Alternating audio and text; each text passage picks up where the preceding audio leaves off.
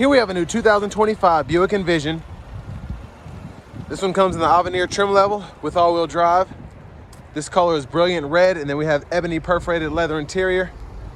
For the powertrain, we get a 2-liter turbocharged 4-cylinder engine that's mated to a 9-speed automatic transmission. Now, as we come around to the front end here, we do get our LED headlamps along with LED daytime running lights and a nice front fascia here to go with the Encore GX. That's really what it reminds me of, but it has its own flair to it. Love the grille and everything like that. Just a beautiful car. Down here we get 20-inch aluminum wheels. Love the design for the Avenir there. We get passive keyless entry on all 4 doors. To the door panel here, power door lock controls, memory seat functions. We get 1-touch up and down windows for the front, express down for the back, power mirror controls, and a rear window lock there. And then we do get our blind spot monitors in the side view mirror there, if you can see the indicator. We do get the power liftgate, Bose sound system, electronic parking brake here. You can toggle your drive modes, auto stop, then the lane keeping system. Hood release.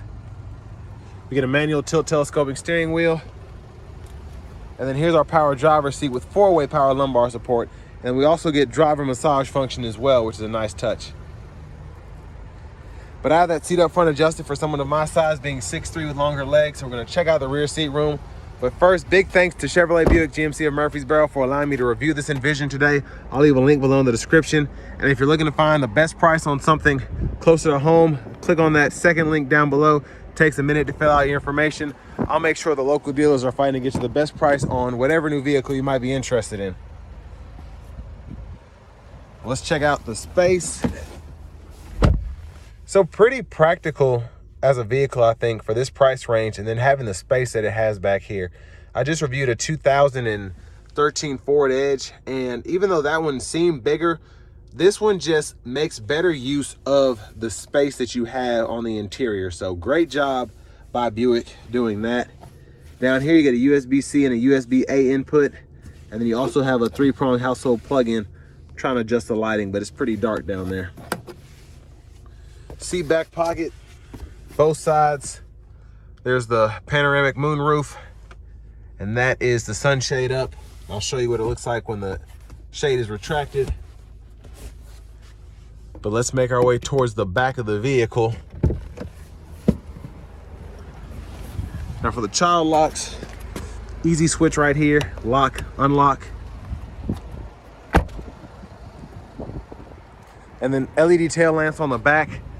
And love this brilliant red, especially as the sun goes down here. It's a stunning, stunning color.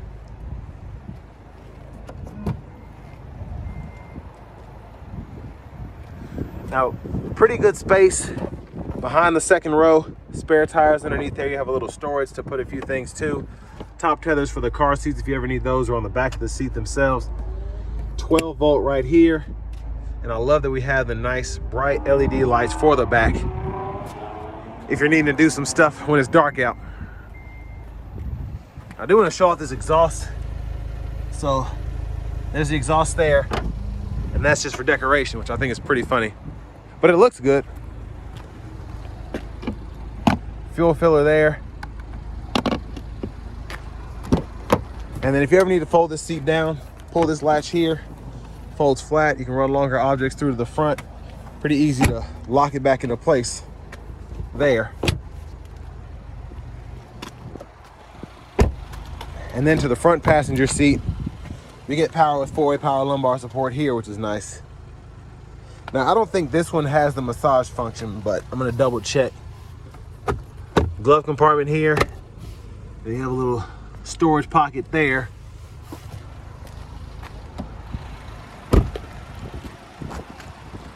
As you come around back to the front again, just gonna pop the hood. Can never find the latch on these. It's in a weird spot. But there's a 2-liter Turbo 4. Love that we have the hydraulics to hold the hood up. Now let's go ahead and hop in the driver's seat.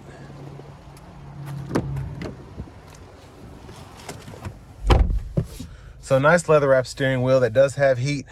Button for that is right there. There's the horn, and I actually like that sound.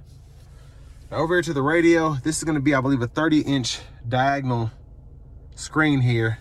All of that is one screen. There's no gap in between. So I like how they did that. It looks really good. For the audio, we do get AM, FM, XM, along with Bluetooth. Then we have the Google News, Google Podcasts, and Alexa. This is the Google Assistant system. So all that's included here, as well as Google Maps. You also get wireless CarPlay and Android Auto compatibility. Dual zone automatic climate control, so you can turn that on there. We can adjust temperature either from the buttons down below, fan speed and all that, or you can use a screen. So pretty easy to get used to. I like that we have an on-off button down here. Hazards are there. Now the vehicle status, you're able to go in here and just click on things. You can see the tire pressure, oil life, air filter life, battery voltage, all of that. And then you can go into the menus manually if you want to see the gauges like that. And then you can also see the air quality if you want to. Now your headlamps, they are in the screen. So to do that, you have a shortcut down here, or you can go into your controls and activate them that way. But you always have it here. The car just has to be on. So just keep that in mind, at least in accessory mode. And then your vehicle settings, you have teen driver, rear seat reminder, buckle to drive. And then in your system settings, you can adjust your language or units of measurement there. Backup cameras here. The guidelines follow you as you turn the steering wheel. You also get the bird's eye view, and the quality of both the cameras is really good. There's the front camera there. You get the side views as well as the overhead view if you want that. Down here, wireless charging pad, USB-C, USB-A input, and a 12-volt, and you can stow all of that away. And then I'll show you where the shifter is momentarily, but this is just for the volume knob. You can click that to mute. So all it does is basically turn the audio on or off, and you can adjust the volume. But it's better than having it in the screen, in my opinion. Bottle holders here, additional storage. Center console cubby space, decent size. We get a rear camera mirror, we can toggle that there. All of our lights and sunroof controls, as well as the universal home remote, is up here. So you can tilt or slide this roof back.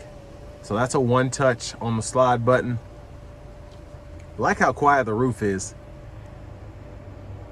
And I also like that it takes it all the way back with two touches, but I mean, most of the time one touch will be fine. And there's a look at the back seat from up here. Vanity mirror. Now back to the steering wheel itself. The stalk on the left side, where it would usually have your headlamp controls, this is where your windshield wipers are. So you have the intermittent and the high right there, and then your rear wiper right here. Pull either way for the rear fluid, and then push there for the front fluid. And then our shifter is over here, so pull there for neutral. Your foot has to be on the brake. Up for reverse, down for drive. Press that for park, and then while in drive, you can use the manual mode here and use the paddle shifters behind the steering wheel, and it'll show you what gear you're in the bottom right-hand corner there. Standard adaptive cruise on the Avenir, which is nice. We can turn that on or off, cancel, set the speed, adjust the gap there. Voice recognition here. And then to this side, we do have our radio station favorites that we can go through the touch of a button, Bluetooth, mute, and then pull up your audio sources there. You can scroll there. And then this goes through the different gauge cluster views. So you have 3 different views there. Heads-up display can be turned on or off here. You can adjust it as well. There's a look at the heads-up display itself. Push button start. Here's the key fob with remote start.